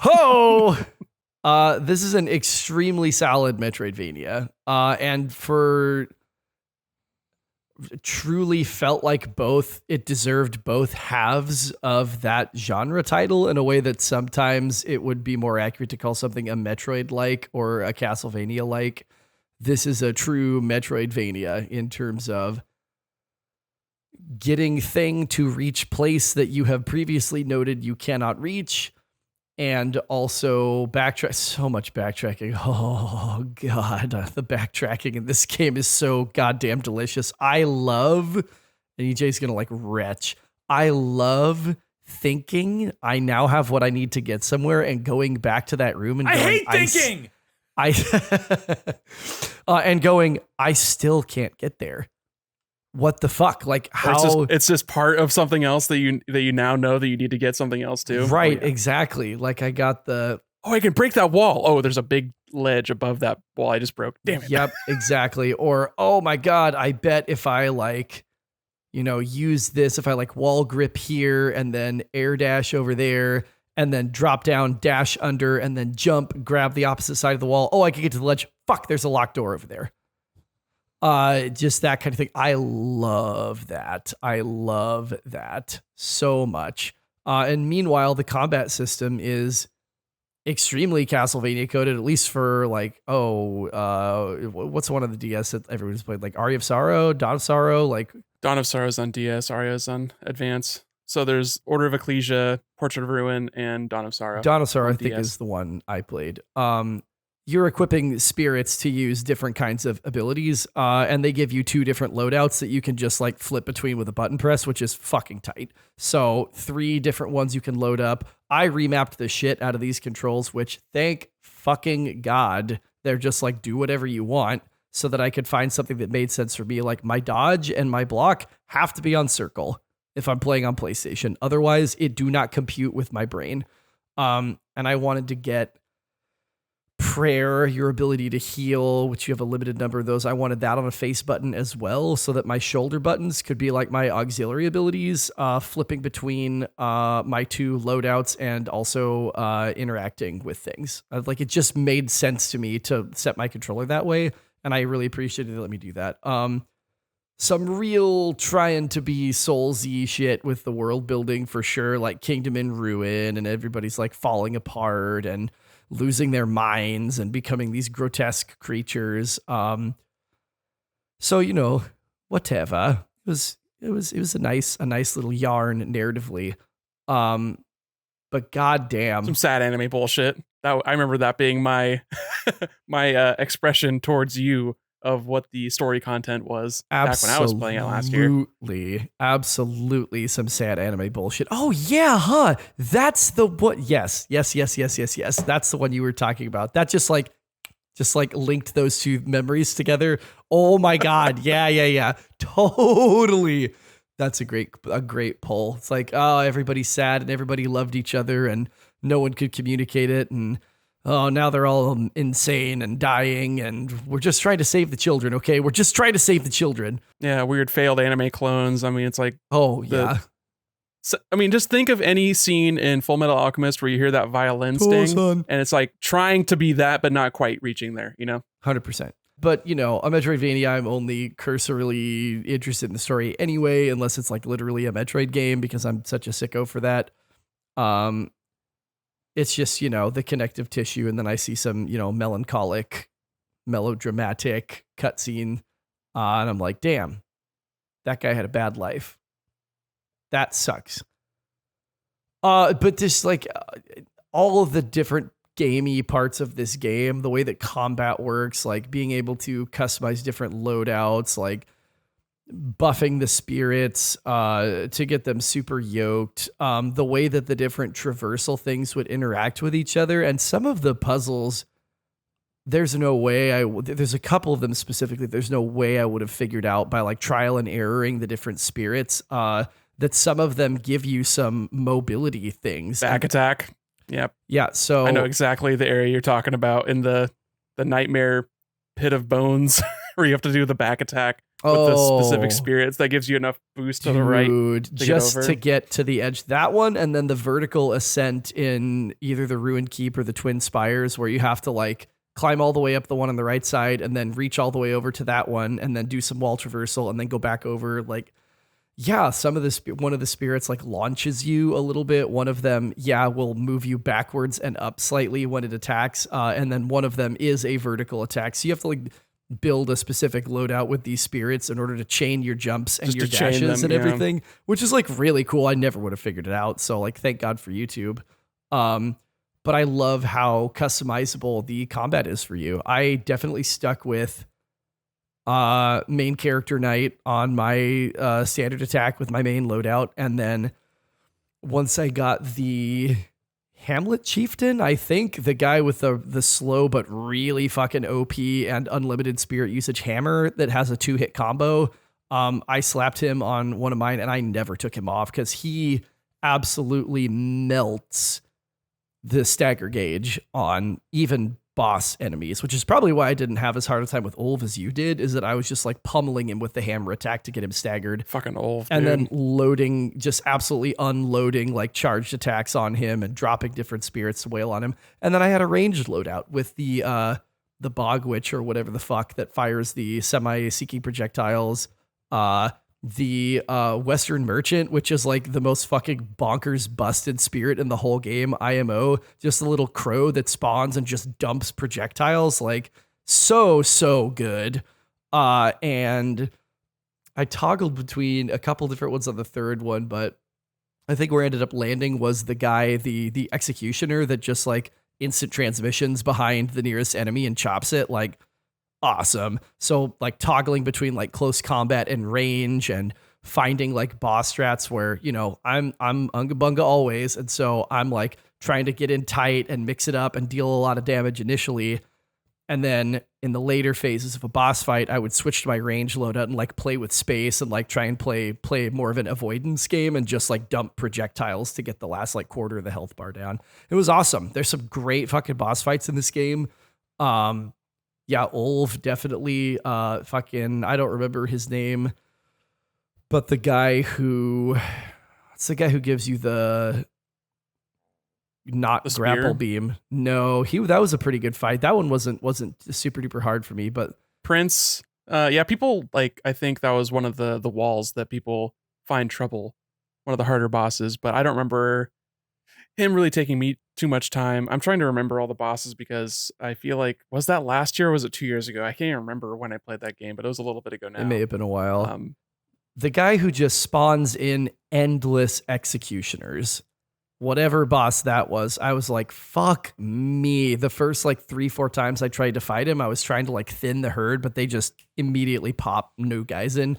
So it's like, oh, okay, great. So now I know the way to do this fight is literally just to wail Zerg rush. on. Exactly. And once I started doing that, I went, oh, you're really easy to read, actually. I just have to play it safe with these executioners and just kite them a little bit.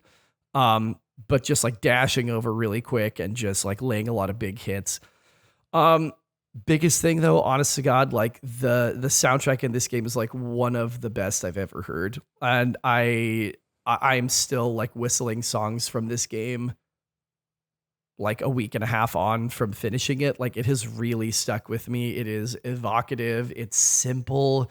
Each of the different areas has such a distinct vibe with just like a couple of instruments, very gentle, very present, with a nice like rise and fall to it. Like I think of, like the Boneyard and the way that the different like piano riffs and interpolations will come in and build as you're getting into like deeper parts of that. Like, man, it's so catchy. It's so catchy. And then knows right when to throw just a little bit of vocalization in there.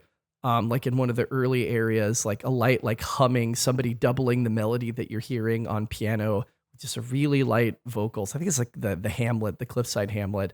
I went, fuck me. Like that's so pretty. It's just pretty. It's just a really pretty score. I like it. I would listen to it. Tiffany was like, this is the best video game music I've ever heard you play. Like I've ever heard in a game that you're playing. She really, really liked it. Fell asleep on the couch one night, just like curled up, like the cat right next to her, and just like playing it. As long as you turn the sound effects down so you don't hear the horrific screeching of nightmare creatures. Well, yeah, there's that. Really liked it. Would probably like sniff a 9 from me if not for a couple of like really baffling decisions in how a couple of abilities that are like kind of necessary to traverse parts of the map control. Number one, the fact that you get the dash attack, Knight Julius, and you have to have the direction button held down, the dash button held down, and press the attack button in order to use his dash to open up the walls that he opens, some of which are necessary to reach parts of the game, to reach later areas of the game. So it's not like it's just an optional thing where it's like, oh, that's annoying, and I'm choosing to do this to like fill the rest of the map. It's like, you have to do that to get through, and it's terrible. Like, how the fuck am I supposed to press 2 of these buttons at the same time? Maybe it's because I remapped my dash. Although, was that originally on a shoulder button? I don't think so. Yes. All your attacks and your jump are on face buttons, and then your dash and like your roll and stuff is on the shoulders. That's bad. Heel and dodge are on like left and right bumper, I think. That is crazy. That's the standard control scheme. Like I get like trying to do your own thing. And stuff. Well, okay, well maybe it's self-inflicted then, but I just like having the dash on a shoulder button never made a goddamn lick of sense to me. Get some back paddles. Solves everything. EJ, I'm not going to spend $150 on a fucking controller just for back paddles. That's asinine. That's half a console. No, what's crazy is that how many hours that go into your hobby, and that is too high of a mountain to climb. It is like the best investment you can make considering how much time you spend playing That video is games. Between 3 to 4 games. That's like, no, that's nuts. Like, I would much rather just have a new experience. Chris will suffer through those 3 to 4 games instead of enjoying himself. But no, it would be nice if there was a affordable version of that. Yes, this is the first and only time I have felt like control scheme specifically inhibited my, not even like in a major way, enjoyment. And again, because of the fact that it's a remap, that's like partially on me, but I think dodging on a shoulder button is just fucking goofy. Maybe that's because like the most recent game I played that had a dodge that really needed to be done is Dark Souls, and that is on the circle button, and both of my attacks are on the shoulder buttons. So that's probably why. But when you have 3 attacks, I think it makes a little bit of sense for them to be on the 3 face buttons. And also, I'm pretty sure that's what Castlevania did back in the day. Pretty sure you got them 3 spirits, and because this is, like you said, this is very reminiscent to the point of maybe homage to those Iga Castlevania games on handheld. Totally. Yeah, I don't know. I wouldn't be surprised if you would have enjoyed my control scheme. Just having your like secondary attacks on R1 and R2 would have at least felt familiar. Much like EJ, my mental plasticity is to the point where I generally am going with default control schemes unless the defaults are so far away from what I expect that I then have to find a way to go through. Or otherwise, I'll just barrel through. Like, I'll play the game how they want me to. It's not usually that big of a deal. I have gotten to a point where if I'm allowed to, I make every like 3D action game the same. Like the swapping of jump and roll between fucking square and X and circle is absurd. This should be standardized by now. So I'm trying to think, what's the game that I default to? Because I'm pretty sure I changed the God of War control schemes. I was going to say I just God of War everything, but now that I think about it, dodge wasn't default on circle, was it? Nope, I don't think so. I think it was it on cross? You may be right, because I switched it like first thing. I was like, this is dumb. I can't do this. Dodge has to be on B so that I can just nail my little middle finger on the back there. Never have to take my hand off the sticks. Just boom. Well, you can't remap that back button there, EJ? I can. I have it to A and B because that is... But it could be anything. Yeah, but I have it to A and B because that is how my brain wants it for Warzone. A and B. So I make all my buttons A and B. That's what slide canceling will do to a man, dude. B-A-B, B-A-B, B-A-B. After a while, I didn't love the movement speed. Like, I was fine with it at first. And then they give you an item you can, like one of the relics you can equip that raises your movement speed. And I was like, that didn't do diddly. Should just be the speed. Well, it literally was almost indiscernible to me, the difference that it made. And I like sat in a room with, a not Hollow Knight bench and like equipped it, walked and dashed, unequipped it, walked and dashed. I was like, I literally can't tell the fucking difference. So I just kept it off. I was like, I'm not wasting a relic slot on this. Like, give me another prayer. Give me some like increased air damage, which probably why that final boss was so... Oh, that was my other complaint. The final boss was a fucking joke. It was a joke. I trashed it. I should have beaten the first form in one go. I didn't.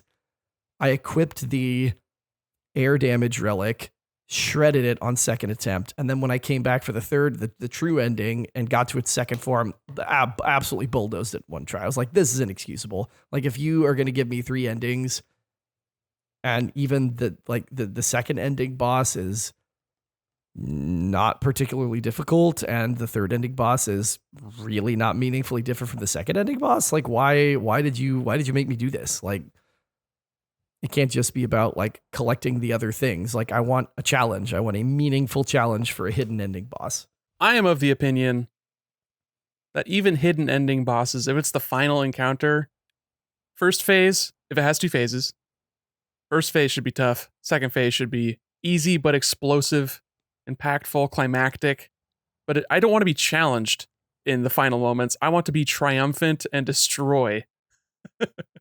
Like, I think Prince of Persia actually had a really, really good final boss where it was like, this is kind of tough in the first half. And then the second half was just you ripping off the Goku armor and just like going ham. 3 phases though. And the first 2 were, the second one was meaningfully more difficult than the first one. Then he went Ultra Instinct. But if it was just 2. See, I think that's where I was like, it's a rule of 3 thing for me. Like, I like, it makes sense to me as a cap if it's the third phase. Otherwise, it would just feel kind of tired to be like, damn, we're still doing this fight. But only 2, and the second one being like just narrative. I felt let down. I don't know. I just wasn't what I was looking for. Pure preference, I guess. But it's like a great 8.5, really great 8.5, and makes me think the sequel with an opportunity to like introduce some new systems, different spirit powers, up the fucking movement speed, please God. Well, now you're playing as a boy, and everyone knows that boys are faster than girls. You hear that, Joanne? I'm very optimistic I'm really excited to play Ender Magnolia when that comes out. And also the fact that it is a sequel, I didn't expect. I just would have thought it would be like a similar aesthetic feeling type thing and just be its own story. But like, nope, fully a sequel to this game. I think it is going to be really good. I can't wait to play it. And I think that it will be a high point earner in Fantasy Critic, whether that's for me this year or for somebody else next year. It does not have any early access reviews, so it will be eligible if it doesn't score this year. I don't think that is true. I don't think it would be eligible because it has already released in early access, reviews or otherwise. That's what he said. You know, he's implying that if it doesn't get reviews, it will be eligible. It will not be eligible. Because that's a good question then, because my understanding with the purpose of that tag was to prevent things that would be too easy to receive points for, i.e. like a Hades 2, where it does get stored. It's clearly going to be a fucking banger. And then it's like, there's no risk involved. But if something's an EA and it's not scored, that to me still has an element of, we don't know what the critical consensus is going to be. That's a conversation for another time. I'm just curious about how that breaks down exactly. As it stands right now, it would not be eligible for our league next year if it did, in fact, release next year. Something to revisit. Yeah. Anything that might retroactively give me Hades points, okay? Put a pin in it. Yeah, no, you don't need any help, you schmuck. Yeah, get points off of Brandon's blunder. Wouldn't be the first time. Who? $6 for Tekken? Tekken 8. I'm also playing Borderlands, but I want to finish that game before I talk about it. It's better than the movie. That's for goddamn sure. And that's all I'll say right now. No. Most games that have ever been made are better than that movie, just statistically speaking. Most. Most. I mean, there are a lot of stinkers out there, but lots of money laundering. Chaffs and gaffs. Chaffs, laughs, and gaffs. That's what it was. I don't know if we're going to do a tier list because we'll be here at least another hour and we're already approaching 2 hours on the pod. Every time we say, surely we can do it in insert amount of time, it always takes longer than insert amount of time. So perhaps like triple usually. Yeah. So perhaps discretion should be the better part of valor here, in which case I will talk a little bit about Borderlands. We are not about discretion. We are about digression on the Console Crusade podcast. Amen. Tier list?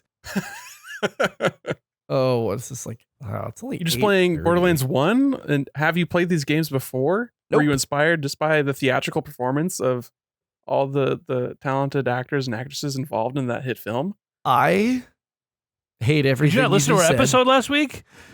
No, I haven't gotten to it yet. I just listened to the Final Fantasy one. I was inspired to, as I put it in that episode, wash the stink out of my eyeballs by returning to the source material.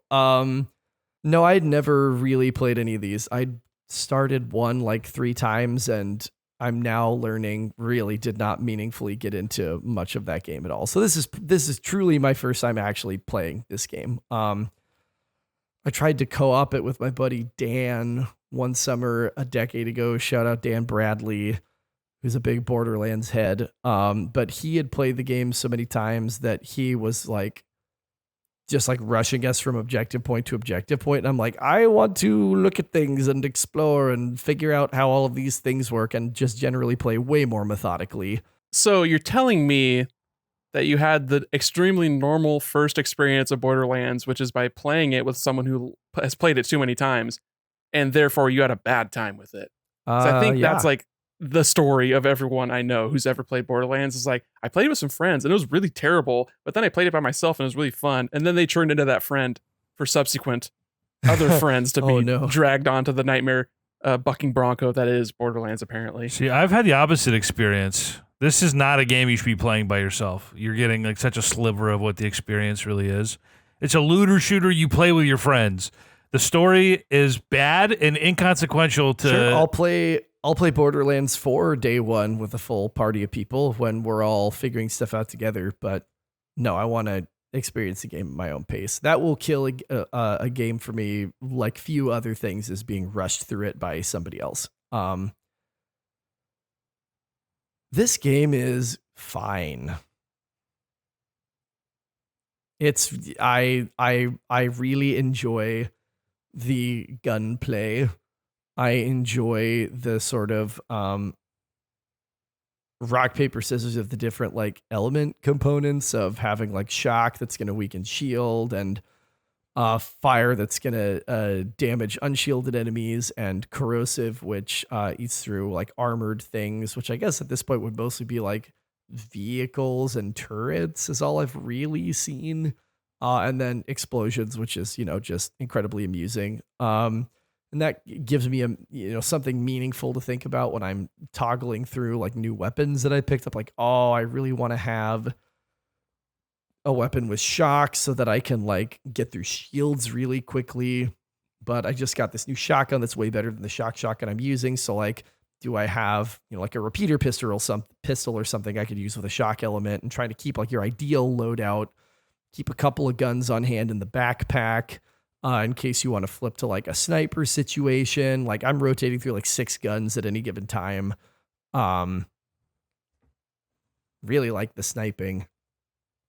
It's a shame that like you kill things so quickly with it if you're good at headshotting, which I definitely am, that like the guns, like your skill points with the gun goes up really slowly because you're one-shotting everything. So you're not like putting a lot of bullets into bodies to raise that skill, which is definitely like a weird specific critique I have. But this is like one of the least interesting game environments I've ever experienced. Like it is just one bland, ugly environment after the other that all looks the same and all sounds exactly the same.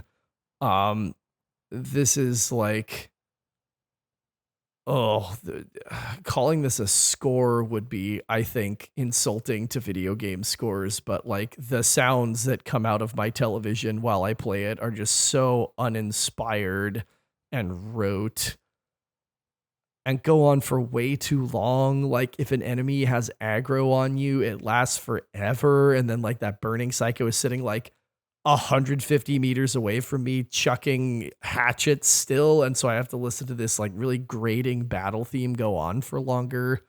And all the traversal just sucks. Running sucks because it takes too long to get places. Driving sucks because they're fucking tank controls. And so I can't like steer the car. I have to turn my camera and the car just moves. You get stuck on every piece of geometry that isn't flat fucking road, which is very infrequent. Car combat is, it's awful. It's terrible. You can't aim your gun. It's just kind of shooting in front of you. And then they make you platform a lot of the time when you're getting like optional objectives. Cause of course I'm getting optional objectives. I got to rescue every claptrap, get my backpack nice and big. I've got to find all the different like scavenger hunt things where you're looking for gun parts to get special guns. And the platforming just feels really bad and imprecise. So hopefully all of these things are improved in Borderlands 2, because the loop of just like fucking shit up with all of these crazy guns, with all of these crazy enemies, is super enjoyable. But the overall like presentation of this, like audio visually, and especially how you like move through the world, is not good. And I have to kind of actively just get through those portions. But I will play the next one in the hopes that it is better. I have the whole collection on Switch. So I've got 2. I've got the pre-sequel. I don't have 3. But I'm kind of glad I'm finally making good on doing this, because I bought this package like years ago and it's just never risen to the top of the queue. So good for EJ, I guess. Good for me. Yeah, for dragging me to the Borderlands movie, because it got me to finally play this game. I'm sorry. Silver linings. Yeah, honestly. Borderlands 1 came out when I was still in high school. Kind of a crazy game to be revisiting 15 years later, given that all of the sequels are essentially the same game, just with quality of life improvements pretty linearly. Well, that's good. I don't know about all the games. I think 2 was, and I think pre-sequel was like, well, we let some other dev do this and it's a little bit different and nobody really cares. And then 3 came out and was like, hey, remember Borderlands? And people said, yeah, I guess. Tiny Tina, I think, was like a weird spin on it too. Like, I'm not sure that's gotten a That was port or anything. totally random, like side thing. It's like the thing that they're going to be pouring more money into. I think it's going to get a movie and like a TV show and a sequel and all that kind of stuff, dude. That game sold really well. That's crazy. It did not review really well. Borderlands 3 reviewed fine. It's just the formula is pretty old. The story sucks. The writing's gotten worse and worse, it seems. And it was, again, never particularly good. So it's people are tired of it. It's been 15 plus years. People are just like, okay, we've done this. Let's do something else. It's a good loop though, honestly. Like if they improve a lot of the quality of life, that's my main fucking gripe is like, let me move through the world. Getting fast travel was really, really nice, but I hate games that gate the fast travel. There's no fucking reason why they had to have me do a quest to fix the fast travel network just to introduce that mechanic at like hour 15. That's stupid. Just let me use the new use stations from fast travel right from jump, please. Because driving's so bad. And if you're going to make me drive, give me an option to not have to drive unless I'm going to go after like side quest objectives that are different places. Tons of side quests that I've had a really fun time doing though, even though I'm starting to see, oh, now I'm hunting for corrosive crystals instead of shock crystals. Like, okay, fine, sure, that's cool. But all the optional bosses have been like really funny, and like I've just enjoyed like, going to kill One-Eye Jack and like bringing his eyeball back, and their guns are usually useless but have a really fun gimmick that is like kind of neat. Like TK Baja gives you a shotgun that shoots 8 like wave sign projectiles that like float through the air, and it's just like, why did you, this is dumb, but it's really cool. I'm glad that you're doing this. I'm not going to use this gun, I'm going to sell it, but I like that you were creative with it instead of it just being like another gun. It seems like that is the thing that everyone agrees on, is that the guns are good and there's a lot of guns. So many fucking guns. So many guns. I've got my fucking 3-shot round combat rifle. That's my go-to. I've got my shock repeater pistol. I want to get a corrosive shotgun. Right now I'm just using like a basic big shotgun, but I've got an SMG that's got like a 4 times flame chance. That's a menace. I've got an incendiary sniper that hits for like 360 damage. A pistol. I can't remember what pistol I'm using. Maybe it's One-Eye Jack's pistol, but it's weird. It like, I can't figure out what the conceit of it is yet, but it's like imprecise as hell. It's strong when it hits, but it like travels, or maybe it's like a buckshot pistol. Like I can't fucking figure out what its deal is. I need to Google it, but it's really colorful. It's a really like cool gun. The issue I have with looter shooters like this, it's the Zelda issue for me, where I want a deeper system for upgrading and repairing weapons so that I can find what I really like. And I don't just mean like from a playstyle standpoint where it's like I like, two-handed, or I like one-handed, or I like dual wielding, whatever. But like specifically finding the weapons that I really like, being able to carry those with me to the end of the game. And I know in a game like Zelda, maybe it's like, well, the variety is what makes it fun. In Borderlands, I have a friend who would argue the exact same thing.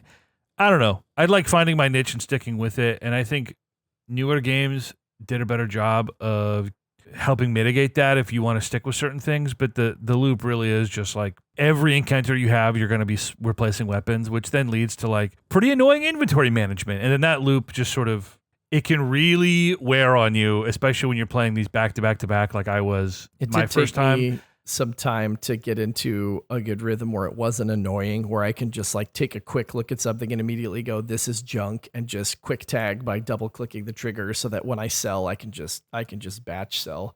I looked up Mad Jack. The shot just ricochets everywhere. So it literally, you can't aim it. It's just like a spray and pray pistol, which means I'm going to fucking sell that bitch as soon as I boot this game up after get some money. I have so much money. I've got like $475,000 because I literally pick up every fucking gun and every grenade and class mod and every shield, and I sell it all. They give you so many places to do it. Like, why not? Well, at this point, I'm like, what am I even going to fucking need this money for? Like, unless the economy is just going to get even more inflated the next major hub area that I get to, which probably... Yeah, maybe, probably, count on it. You don't need the money. You need the guns not clogging up your inventory. Yeah. Feels good though. Feels good to grind and sell. I love selling loot. Love selling loot. Dopamine, dopamine, dopamine. It's like 90-something degrees outside. And my office, pretty reasonable. Pretty reasonable. Hey. Let's go. Listen, I shut the window at 10 before it could heat up. And I left my PC off all day. Ooh. So I just turned it on. Just so it wouldn't be spitting fire. I mean, that's really the reason my office stays 80 degrees year round is because the PC is just cooking. He do be rendering 4K video, though. Anything I do, you can hear the fans on my CPU cooler. Like it knows. I got a hot little mama on the motherboard in there. It's I would consider building a new PC just to get Water cooler. well, obviously I have a water cooler, but you still need fans to take all that energy off the fucking block. No. And it gets loud. Water cooler like an AC. Like put that heat outside. Oh yeah, just Dump it. just Heat pump your PC. gigantic like aluminum hose right out the back out of the drywall. With the fatty pipes. Well, now we know for next time we're gonna do a tier list. We're not doing it today. It's not happening today, but I think we've got a good one that we'll need to do in the near future anyway, though. No spoilers, but let's just say this tier list is going to catch them all. no spoilers though. No spoilers. No spoilers. Surprise, it's a Gotcha Force tier list. Holy shit. Sexually transmitted disease tier list. Okay, Hep C, B tier. Don't let the name Yeah. fool you. Low. No, you get that from eating booty, right, EJ? If you eat ass, you will get sick and die. We can't do a Gotcha Force tier list. I mean, there's like 200 bots in that game. We can't do that without Brandon. Oh my god, he probably already has a tier list. Okay, that will be very fucking funny if he's like, I've been waiting for this and just drops it right in the tier list channel. But please don't let this poor man believe we're actually going to do that tier list. I've got this from my diary from when I was 10. Dude, diaries from when I was 10. I literally have, I'm sure I've sent you the picture, Nick. I have a green Harry Potter branded diary with Hedwig on the front from when I was 10 years old. Did you buy this And at I- the Scholastic Book Fair? Oh, 1,000%. I had that fucking stationery set. Get the fuck out of here. No way. Nice, dude. I found it recently. My mom found it, and it was returned to me rightfully after all these years. What, your Horcrux? And I open it up, and the first page is like, I went to my friend Nick's house today, and we like made potions or spells or whatever we were doing, Harry Potter Play with food related. coloring. Hell yeah. Dude. Like, shout out to my friend Nick, dude. Annette and Mama Olson shaking their heads like this is witchcraft. I can't support this. No, they're all about it. They're the ones talking down the weird psychos at the PTC, being like, "Hey, I this love is just that. books." I love That would I'm not glad be to hear them in that. 2024. No, I am confident. Unfortunately. Guys, I'm hungry. I'm going to bookend my day with spaghetti, bro. You can't fucking stop me. wait. Did you not eat before this podcast? No, Do you ever? rarely. Everybody take a shot. Sometimes. I had a little bit of spaghetti, and then I went and got a pretzel at Locals Donuts, and I had that with some cheese and pickles and some summer sausage. You told us about your big breakfast, your big boy breakfast, your big breakfast spaghetti marathon that you had. It was delicious. That was when you ate at 10 o'clock, and you haven't eaten since then. No, I had my little charcuterie board with a Locals pretzel. It was delicious. But that was before I started Shawshank Redemption, which is longer than 2 hours. And then I napped, and then I recorded. So yeah, it's been hours. I need to eat. I'm hungry. EJ, I feel like some of the things that you do are indicative of like a lady in her 60s, where you're just like eating charcuterie and watching Shawshank Redemption, then taking a nap. Like, Fuck yeah, dude. that's a hilarious series of events. The full recap of the day's food is the most feminine thing EJ's ever done in his life. Like, respectfully, I hate when my wife does that. Like, I don't want to hear it from anyone else either. I had It's so funny. a good sized breakfast. I had spaghetti. And when I was out running errands, I got a pretzel. Girl At that breakfast. donut shop. No, not a donut, a pretzel. Yeah, a pretzel at that shop. And just a little charcuterie for lunch. Nothing like too heavy because I had a movie after that, and then I started feeling a little drowsy. So, just lay down. To be fair, this is what Chris hears whenever anybody else is talking about literally anything. So... EJ, I'm really glad you had a good day off. I love that for you. It's just a funny series of events that you laid out for yourself as a treat. It was fucking great. I wish I could do it again tomorrow. EJ loves his We're gonna watch naps. Shawshank Redemption a second time. The re-review. This is my first time He's watching running it back. Really? No, I'm saying tomorrow you're gonna do the same exact thing. You're gonna have spaghetti for breakfast, and then I made so much of it, I'm going to have to eat spaghetti for breakfast. If you don't make spaghetti for breakfast for us the next time we get together, what are we doing? I want breakfast. I'll put a big old fried egg on it for you. and some maple syrup like Buddy the Elf. Oh, Christ. Actually, probably wouldn't be bad at all. Well, yeah, no, maple syrup is good. Just not with tomato sauce also. Literally today, when I was making my spaghetti and I was tasting it, I was like, this is too acidic. But I wasn't doing a slow roll. I was doing a real fast heat and just banging it out. And I'm like, I'm not going to be that piece of shit who puts fucking granulated white sugar in my spaghetti. And at this point, it was too late to put in, like bits of carrots, which is what normally I would do to like sweeten it. But I was like, this is too acidic. This is way too, the peppers did way more than I thought. I just had to live with it. But I, for a split second, thought I could put a little bit of honey in here and probably get away with it. That would be a step too far for your breakfast spaghetti. I didn't do it. I lived with the acidic spaghetti, okay? But I thought about it. Started you out on the milk right in there. foot. Look, I mean, if it works, it works. And it seemed to work. You had a great fucking day. Yeah, you're the one that's laughing all the way to the bank. We're sadly eating our oatmeal and our bagel, and you're having a great time in Spaghetti Land. This is going to be his retirement project, is opening a breakfast spaghetti restaurant in Gresham. I'm telling you, Big Breakfast, they're running the fucking show. They've tricked people into thinking you have to eat all this shit. You can And eat you a know steak for this breakfast. because you did your own research. Have you ever Full eaten circle. a fucking ribeye steak for breakfast? I've had steak for breakfast, yes. Hash brown platter, like a little steak axe. Well, see, It's that's delicious. too breakfast coated. You can eat anything for breakfast. Have you ever had ramen for breakfast? No, that sounds horrible. Chashu pork and a soy egg. I'm drinking my coffee. That's not going to go with any of that. It's going to be awful. The coffee is like a necessity that you have to pair with. I eat meats for breakfast. Well, I eat not Faco meats. I eat like Morningstar patties because they have better macronutrients. A fake meat. You say not Faco meats? I eat Morningstar patties? All right, this has been I the said Consular Crusade not podcast. meats, Faco meats. Oh, I thought you were. Yeah. You were like, Yeah, no, Gotta fake clear that up. meat because it's got better macros and a bagel, some Oikos Greek yogurt. I eat a big fucking breakfast. It's all the food groups. Fake Dairy, meat, carbs. there you go. fake meat. You need your protein. Listen, I don't know why carbs have been demonized because sugar equals carbs. I don't understand. Carbs are like the most important fucking thing for your brain. You need them. Start your day with them, damn it. People, I don't eat carbs. I'm like, well, you're a piece of shit. And you probably feel that way every day. I don't eat carbs.